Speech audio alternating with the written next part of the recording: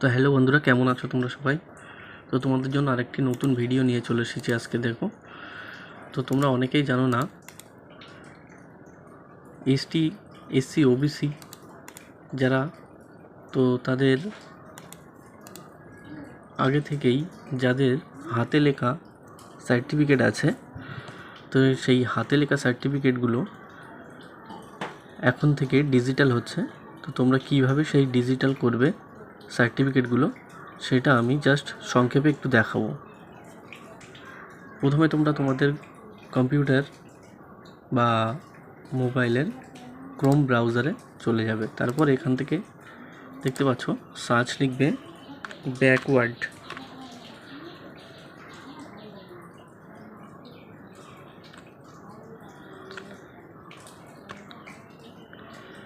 দেখতে পাচ্ছ এখানে ব্যাকওয়ার্ড ক্লাসেস ওয়েলফেয়ার ডিপার্টমেন্ট। তো এখানে তোমরা ক্লিক করবে। তারপর এখান থেকে দেখতে পাচ্ছ backward classes welfare department WB, এই লিঙ্কে ক্লিক করবে।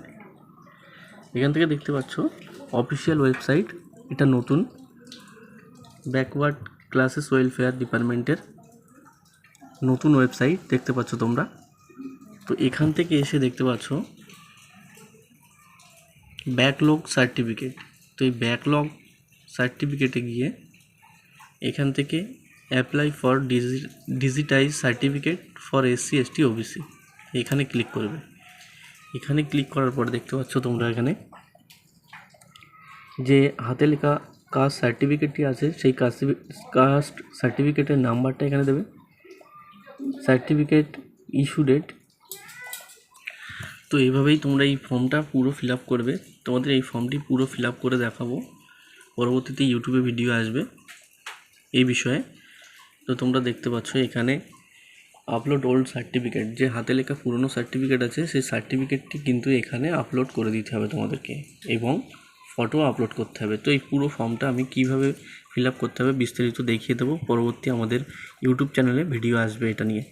তো ধন্যবাদ, সবাই ভালো থাকো, সুস্থ থাকো, এবং আমাদের ফেসবুক পেজটিকে অবশ্যই ফলো করে রাখবে।